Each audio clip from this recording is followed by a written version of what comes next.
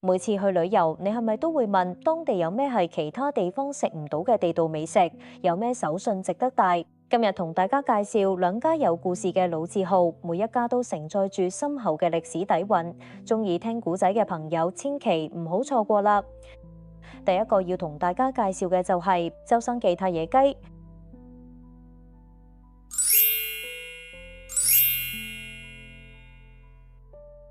講起太爺雞，真係有段古。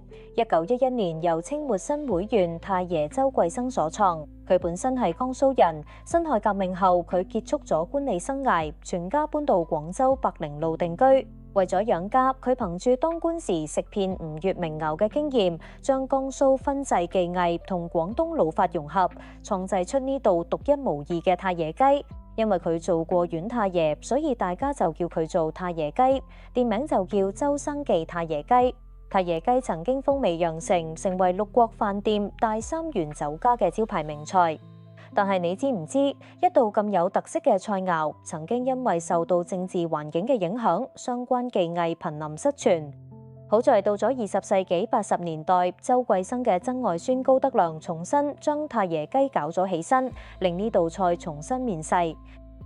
喺廣州人心目中，太爺雞同東江鹽焗雞、大同脆皮雞、廣州文昌雞並稱為羊城四大名雞，而太爺雞係最有特色嘅一款。我哋喺世界各地旅遊，幾乎都食唔到呢個味道嘅雞。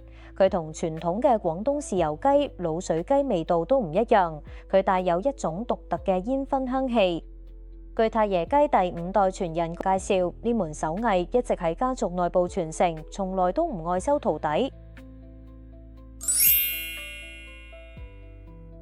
太爺雞嘅製作真係考功夫，關鍵係一爐一燻，先用秘製滷水浸熟，再用獨家燻料煙燻。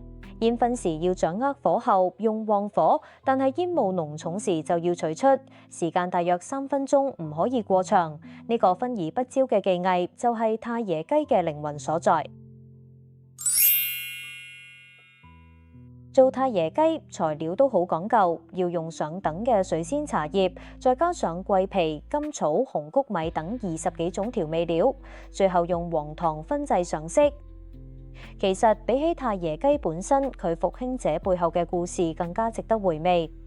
1980年，高德良攞住祖傳太爺雞秘方，加上借翻嚟嘅500蚊，喺文明路開咗間太爺雞檔。當時一隻雞賣5蚊，點知第1個月就賣爆咗，營業額去到8000蚊。因為生意太好，高德良請咗6個工人，結果問題就嚟啦。當時政策規定請超過5個人就算資本家，而且個體戶日營業額過100蚊街道就要收2%到5%管理費。種種限制之下，高德良嘅營業額第2個月開始暴跌60%，但佢發現受影響嘅唔止佢一個，仲有一大班想喺市場經濟大潮搏一鋪嘅個體戶。於是高德良做咗一件大事，佢寫信俾中央領導人，信入面尖銳提出個體戶有冇前途，街道收營業額5%管理費合唔合理，一共提出8大問題。令人意外嘅係，呢封信竟然得到中央回覆。廣東簡史記載，1984年10月，國務院批准國家計委規定，對飲食、服務業等實行市場調節。廣東捉住簡政放權核心，下放經濟管理權。喺一系列政策推動下，廣州經濟實現爆發式增長。1984年，高德良被登上美國《時代週刊》，評為風雲人物，話其為中國改革嘅典型人物。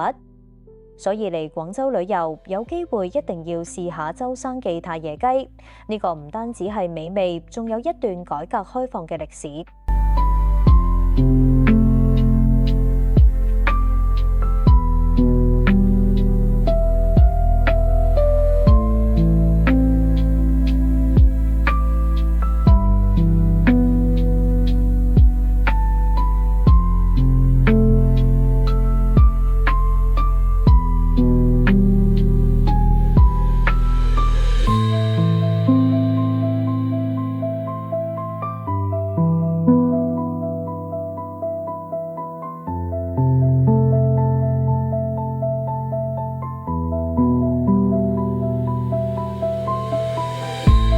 住落嚟呢個係好多老廣由細食到大嘅味道，佢同蓮香樓、蓮蓉包、半糖馬蹄糕齊名，更加係廣東省級非物質文化遺產，承載住200幾年嘅廣府飲食文化記憶。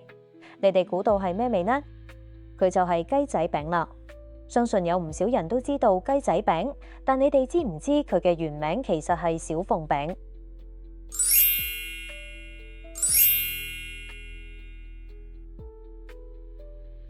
提起小鳳餅，就不得不提成珠樓啦。成珠樓係有據可查，廣州最老嘅茶樓。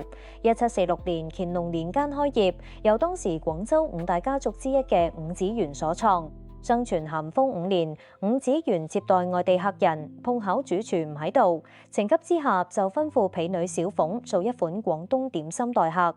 婢女小鳳攞出平時私下儲藏嘅惠州梅菜同5仁月餅餡搓爛，加入宴客剩料，用餅皮包裹，練成圓形，稍微壓扁，再放入爐，慢火烘烤至脆，取出裝盤，係請客人享用。點知客人食完大加讚賞，客人問呢款點心叫咩名？伍子元靈機一動，答到小鳳餅。後嚟仲成為成珠樓嘅鎮店之寶。直至1985年10月9號，成珠樓發生咗一場令人痛心嘅火災，成珠樓嘅輝煌從此畫上句號。而製作小鳳餅嘅手藝被當時嘅製餅師傅譚煥先生傳承咗落嚟。